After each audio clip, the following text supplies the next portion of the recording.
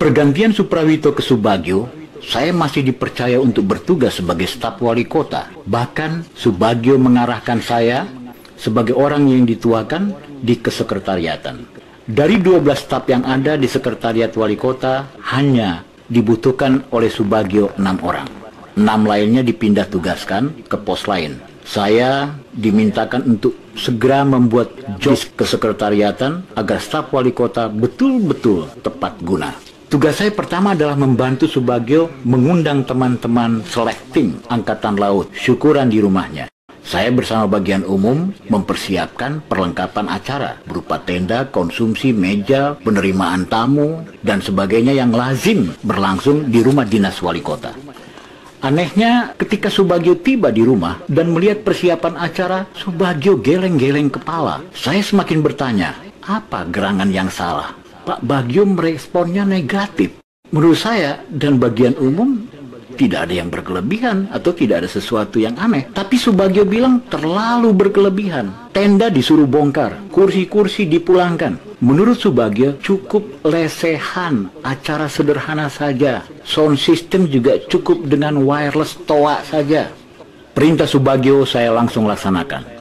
Minggu-minggu berikutnya acara-acara seremonial di dalam kedinasan dipangkas. Menurut Subagio, seremonial lebih cenderung pada pemborosan anggaran. Saya menilai dan ingin tahu kehendak Subagio agar seluruh gaya kepemimpinannya dapat saya dukung sebagai stafnya. Paling tidak saya bisa mengimbangi apa kehendak wajah dengan kumis lebat, bicara seperlunya, membuat saya semakin hati-hati menghadapi sosok yang berlatar belakang pendidikan Akademi Angkatan Laut itu. S1 dari Setiawan RI tahun 1990. Program Magister diperoleh tahun 1996. Bila Suprawito, jauh sebelumnya saya sudah mengenalnya. Tapi Subagio, dari dosen Sesko Abri, langsung ditugaskan menjadi wali kota Jakarta Utara.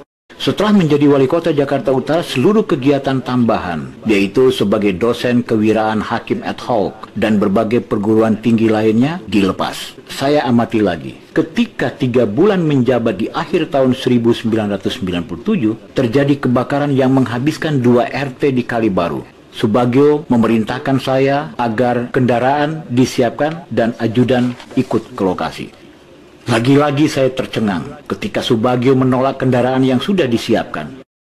Menurut Subagio, kendaraan sedan dinasnya terlalu mewah untuk datang meninjau lokasi kebakaran di mana orang susah. Dari sini saya mulai memahami Subagio adalah pemimpin yang selalu tampil dalam kesederhanaan. Tidak suka dengan Power Raiders yang mengiringi perjalanan dinasnya. Pertama sekali beliau tidak usah pakai Power Raiders-an. Wali kota yang mungkin sangat sederhana, bayangkan. Karena macet, beliau dibonceng motor sampai ke balai kota oleh ajudan. Dan tidak sedikit Pak Wali itu masuk gang keluar gang, menggoes sepeda sendiri, sehingga orang tidak tahu kalau itu yang lewat itu adalah wali kota. Nah, dari sini beliau masuk gang keluar gang, itu melihat realitas yang ada, karena kecenderungan beliau setiap meminta laporan dari lurah atau camat, selalu asal bapak senang, selalu baik. Apa iya? Akhirnya beliau turun sendiri. Dan yang lebih merepotkan camat dan lurah, ketika beliau mau turun untuk sholat Jumat, itu beliau sampaikan kepada camat dan lurah itu setengah jam sebelum sholat. Jadi tidak sempat direkayasa, tidak sempat diadakan rencana penyambutan, dan beliau memang tidak setuju dengan seremonial dan penyambutan. Beliau pengen apa adanya. Setelah sholat, selalu diumumkan kepada jamaah yang punya kesibukan silakan, yang mau dialog dan bersilaturahim dengan Pak Wali juga silakan. Jadi beliau tidak pernah memaksa. Nah, kadang-kadang terjadi kegiatan-kegiatan yang justru membuat lurah dan camat kalang kabut ketika beliau sudah datang sendiri. Hari Sabtu, hari libur, beliau manfaatkan untuk keliling masuk gang keluar gang dengan bersepeda, hanya ditemani oleh ajudannya. Kadang-kadang bermotor, tidak pernah resmi-resmian. Bagi Subagio sangat terasa dalam benak saya bahwa jabatan bukanlah dikejar dengan ambisius. Subagio ternyata tidak menyangka akan menjadi wali kota, tapi begitu kepercayaan itu diletakkan di pundaknya, ia emban sebagai amanah untuk menjadikan jabatan adalah ibadah. Ketika beliau menjadi wali kota, 3 bulan kemudian memasuki Ramadan. Dan ketika hendak berakhir Ramadan, parsel mengalir. Beliau baru 3 bulan tuh menjadi wali kota.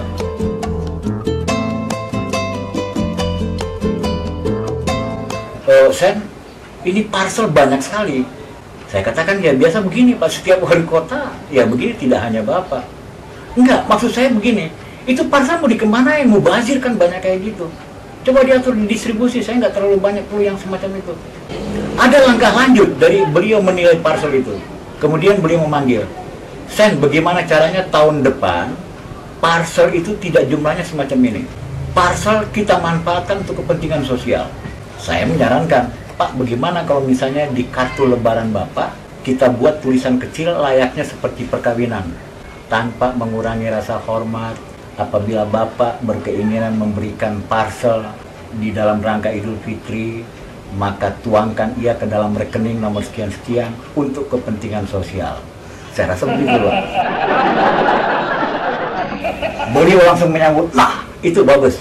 Lebaran berikutnya, 2 minggu sebelum Lebaran, lebih tempo, kartu Lebaran dia sudah dikirim ke kepala-kepala kantor yang memberi parcel, kepala-kepala sudin, bagian, perusahaan-perusahaan, pengusaha-pengusaha.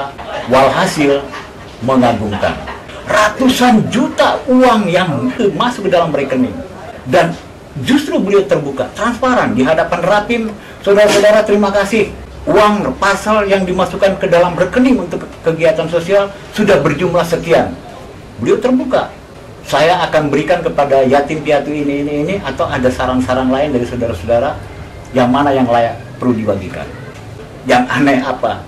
Tahun 2006 menjelang 2007, pemerintah pusat baru mengumumkan dan meramaikan parcel tidak boleh dikirim kepada pejabat. Pak Subagio sejak tahun 1998. Bayangkan begitu jauhnya dengan tahun 2006. Keikhlasan yang lain dari Subagio, tahun 1998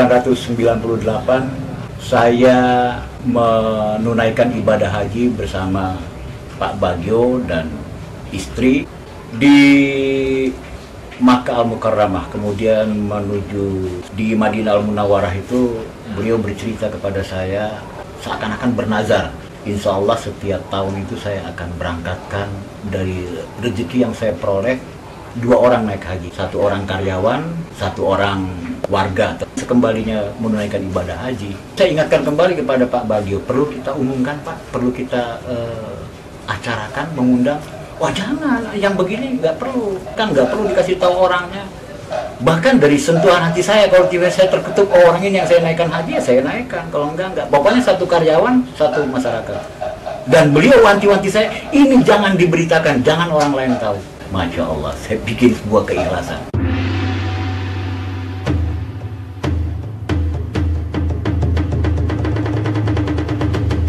Kalau dia bicaranya dakwah. Pikirannya baik sangka, tidak sinis, tidak pesimis, dan tidak suka memponis. Tangannya bersedekah, kakinya berjihad, ia tidak mau melangkah sia-sia. Kekuatannya silaturahim.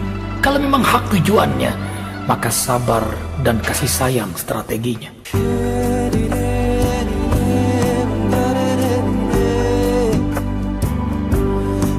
Tangan kanan memberi, tangan kiri nggak perlu tahu. Jadi sehingga masa periodenya berakhir, itu 5 tahun, sudah 10 orang yang beliau naikkan haji dengan kocekan pribadi, bukan dari uang dinas. Luar biasa. Saya semakin membaca bahwa Subagio mencermati banyak di antara kita bicara tentang agama. Bagi Subagio, agama tidak cukup hanya dipahami, tapi harus ditindaklanjuti dengan pengamalan dalam sikap dan perilaku sehari-hari. Dalam mengatur tamu, Subagio selalu memesankan kepada saya, apabila tamu datang ingin bicara soal proyek, soal tender, serahkan dan arahkan dia untuk ketemu tim pro. Apabila tamu ingin diskusi bicara tentang politik, serahkan ke kepala kantor Saspol. Tetapi harus didahulukan apabila ada tamu yang datang ingin melapor tentang ketidakberesan pelayanan aparat, kebrengsekan aparat, dahulukan dia, temukan kepada saya. Begitulah gayanya Subagio dalam menerima tamu. Mempelajari kondisi wilayah dan masyarakat Jakarta Utara tidak cukup dari referensi teori dan bacaan. Subagio yang tidak memiliki latar belakang pengalaman birokrasi ini memerintahkan saya mendampingi Astaf Praja dan Kabak Atwil untuk menyusun program tatap muka dengan aparat dan warga ke seluruh kelurahan. Lagi-lagi Subagio menugaskan saya untuk berkoordinasi dengan camat dan lurah agar jangan seperti kelurahan Ancol yang baru pertama kali dikunjungi itu. Ancol melibatkan para ibu-ibu PKK, majelis taklim, para remaja putri Karang Taruna, serta tim kasidahan. Baris membuat pagar hidup di sepanjang jalan memasuki kantor kelurahan. Menurut Subagio, penyambutan yang semacam ini sudah tidak zamannya. Padahal saat itu masih bernuansa Orde Baru. Subagio menugaskan saya agar melakukan koordinasi dengan camat dan lurah. Yang harusnya menyambut Subagio yaitu camat dan lurah saja, cukup di pintu masuk kantor kelurahan. Begitu juga konsumsi. Konsumsi di meja harus sama dengan konsumsi yang dipegang oleh masyarakat. Tidak ada perbedaan. Tidak berarti saya wali kota harus dengan buah-buahan dan piring yang berhias. Harus sama. Yang menarik buat saya, masyarakat Jakarta Utara sudah terbiasa menerima seorang wali kota sebelumnya dengan hiburan organ tunggal, bernyanyi bersama. Dan ini saya informasikan kepada Subagio. Saya tahu Subagio tidak bisa dan tidak senang dengan bernyanyi. Untuk itu, saya sarankan kepada Subagio agar komunikasi terjalin mulus, santai, dan tidak terkesan resmi. Wali kota bicara diawali dengan pantun lah. Bagaimana Bapak harus pantun lebih dulu baru ngomong sehingga suasananya tidak terlampau resmi. Walhasil Subagio mau. Dan lucunya, setiap Subagio berkunjung dari kelurahan satu ke kelurahan lain, baik masyarakat maupun aparat yang menyambut, membaca dan menyampaikan pantun lebih dulu sebagai pembuka acara. Bagi Subagio tidak cukup mengenal wilayah dan karakteristik warganya melalui kunjungan silaturahmi saja. Upaya itu dilanjutkan dengan menguasai tugas-tugas pokok masing-masing unit. Seluruh kepala kantor dan kepala sudin, kepala bagian dijadwalkan menyampaikan paparan di hadapan wali kota bertempat di ruang VIP. 6 bulan Subagio menjabat telah menguasai betul kondisi wilayah, karakteristik masyarakat maupun gaya kerja aparatnya sesuai tupoksi masing-masing. Saat itu pun Subagio mengeluarkan moto yang bersifat anjuran khususnya kepada aparat Pemda Kota Jakarta Utara. Moto itu, 1. Amalkan ajaran agama, 2. Budayakan kerja keras, 3. Tanggapi kritik dengan positif. Program keliling Subagio untuk berdialog langsung dengan masyarakat dari kelurahan ke kelurahan sangat membantu. Ketika kerusuhan Mei 1998, masyarakat menjadi beringas, penjarahan di mana-mana, pengrusakan, pembakaran. Subagio memotivasi bawahannya agar tidak gentar menghadapi keadaan.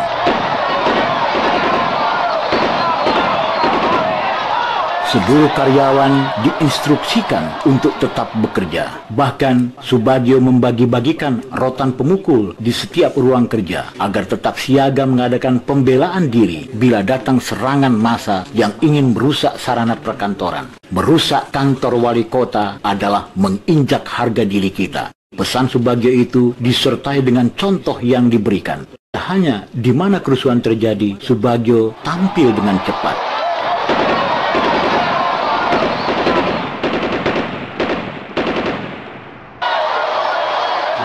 Kerusuhan Mei, penjarahan, itu beliau tidak pernah pulang ke rumah, tidur di kantor.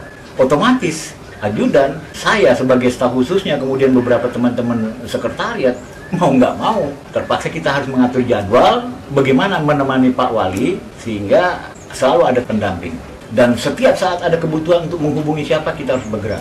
Saya mengenal Pak Subagio itu memang luar biasa. Ketika keadaan genting, gawat, bagaimanapun beliau di tengah-tengah. Itu di Koja, di Pasar Koja itu ada Ramayana kalau tidak salah. Ramayana ya, di dekat rumah sakit Tubuh. Saat itu penjarahan berlaku luar biasa. Ini mohon maaf, petugas polisi pada saat itu diserang dan tapi beliau langsung lari naik di atas mobil unit polisi, mengambil speaker, kemudian mengatakan, saudara-saudara, saya wali kota Jakarta Utara, saya minta rakyatku tenang. Suasana yang hirup pikuk, yang beringas, penuh dengan penjarahan, penuh dengan kerakusan, penuh dengan macam-macam kebuasan. Ternyata agak reda. Ajudannya waktu itu Kusmanto. Kusmanto katakan, Bang Hussein, saya sungguh mati. Waduh, kiri kanan udah meletup, di kanan terjatuh korban. Bapak masih berani naik di atas kendaraan langsung mengumumkan. Dan alhamdulillah waktu itu agak tenang. Perubahan konstelasi politik menyebabkan Subagio secara berkala melakukan pembenahan. Kedatangan Tutut sebagai Menteri Sosial beserta 10 menteri lainnya ke Pelabuhan Tanjung Priok dengan seremonial yang membuat repot aparat keamanan dan perabot-perabot Pemda Jakarta Utara untuk membagi-bagikan nasi bungkus kepada 900 lebih buruh pelabuhan adalah langkah politik. Subagio ingin langkah konkret untuk memberi lapangan kerja kepada mereka yang di PHK. Unit-unit yang terkait segera dipanggil oleh Subagio untuk menyusun program padat karya. Perusahaan atau pemilik lahan yang belum dimanfaatkan dipinjam oleh wali kota untuk padat karya. Tidak hanya lahan perusahaan yang dipinjam, lahan kosong di bagian barat gedung kantor wali kota Jakarta Utara pun dijadikan empang, kebun sayur, serta peternakan itik untuk mereka yang PHK. Upaya yang tulus, kepentingan masyarakat sangat diutamakan. Ternyata Subagio harus juga menelan pil pahit ketika para penggarap lahan tidur milik HBN Marunda diklaim sebagai milik pribadi mereka. Pers pun banyak menulis wali kota Jakarta Utara dizolimi. Ingin membantu anjing yang terjepit, malah digigit. Sebagai pimpinan yang selalu ingin berada di tengah masyarakatnya, sekaligus ingin mengetahui kinerja aparatnya, Subagio membuat berbagai kiat pendekatan. Kepada aparat, sidak adalah jadwal santapan setiap senggang. Bila ada waktu kosong, ia menerima tamu bicara seperlunya. Selebihnya, ia memerintahkan ajudannya untuk mendampinginya sambil membawa catatan, mencatat hasil sidak dari ruang kerja yang satu ke ruang kerja lainnya, agar tidak terjadi laporan asal Bapak senang.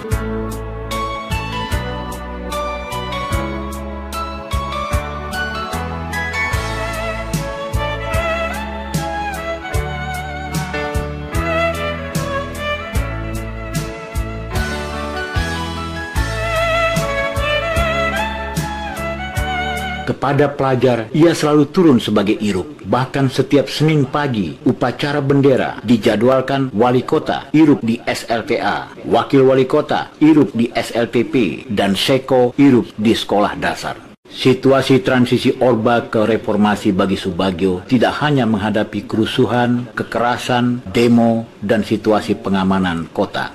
Penegakan hukum pun tetap dilanjutkan.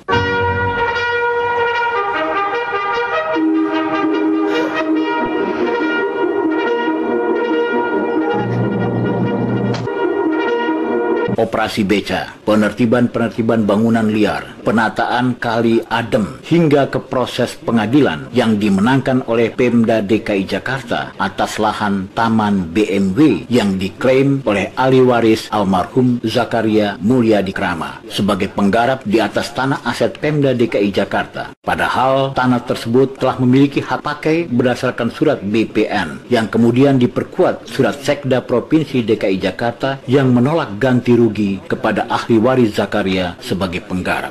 Subagio selalu mengingatkan agar bawahannya mengintrospeksi diri. Kemarahan masyarakat juga terkadang karena ulah pelayanan kita. Menjadi pemimpin, menjadi pejabat eselon berapapun, ia mempunyai tanggung jawab yang berat dan risiko yang tinggi. Apalagi di tengah-tengah situasi saat ini yang tidak menggembirakan. Yang benar bisa menjadi salah, dan yang baik bisa dipelintir dan disesatkan. Karena itu, kepada saudara-saudara yang dilantik hendak dan berpegang teguh pada ketentuan yang berlaku, kita tidak perlu takut dan ragu dalam bertugas. Sorotan masyarakat yang semakin kritis atau opini yang menyesatkan dan ekstrim harus dijadikan tantangan. Seiring dengan berlakunya Undang-Undang Nomor 22 Tahun 99, maka peran pemerintah telah bergeser sebagai fasilitator dalam menjalankan pembangunan. Pembinaan masyarakat ini, masyarakat tidak lagi semata-mata sebagai objek dalam pembangunan, melainkan juga sebagai subjek yang ikut berperan dalam keberhasilan pembangunan. Kita harus mendorong agar masyarakat senantiasa dapat berperan dan berpartisipasi aktif dalam setiap proses pembangunan. Berikan rangsangan kepada masyarakat agar mereka juga merasa turut bertanggung jawab dalam rangka menciptakan kesejahteraan mereka. Jika kondisi ini tercipta, maka akan terjadi sinergi yang positif antara pemerintah dengan masyarakat. Masyarakat akan membutuhkan kita, dan sebaliknya kita akan selalu didukung oleh masyarakat. Ingatlah, pemerintah yang kuat adalah pemerintah yang mendapat dukungan dari masyarakat. Tinggalkan kebiasaan lama dalam bekerja, seperti kegiatan hanya menyenangkan atasan, tidak berani menanggung risiko, dan tidak mau turun ke lapangan serta tidak mau bersusah payah. Berkaitan dengan hal tersebut, kepada para pejabat yang baru dilantik, tidak terkecuali bagi pejabat yang hadir, saya minta simpul-simpul dan praktek-praktek yang menghambat pelayanan kepada masyarakat agar dipangkas untuk memudahkan dan memperlancar pelayanan. Sebagai seorang pimpinan, saudara harus memperhatikan aspek-aspek kepemimpinan, terutama dalam hal komunikasi, keteladanan, dan penegakan disiplin. Seorang pemimpin harus mampu berkomunikasi baik dengan bawahannya.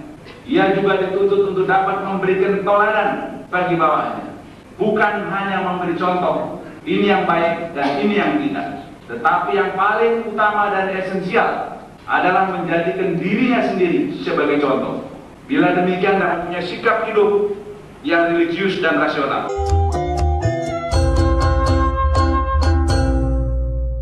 Berdasarkan evaluasi, Subagio merasa perlu pembenahan ke dalam untuk memperbaiki fisik keindahan kota pasca kerusuhan. Walaupun Jakarta Utara memiliki angka korban jiwa dan harta benda yang relatif lebih rendah dibanding wilayah kota lainnya di DKI Jakarta, perbaikan dan keindahan kota kembali ditata.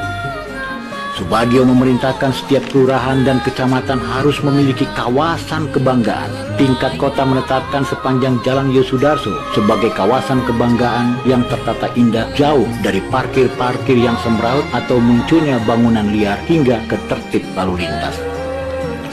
Pelayanan kepada masyarakat ditingkatkan di tingkat kota. Pelayanan prima terpadu dibenahi secara profesional.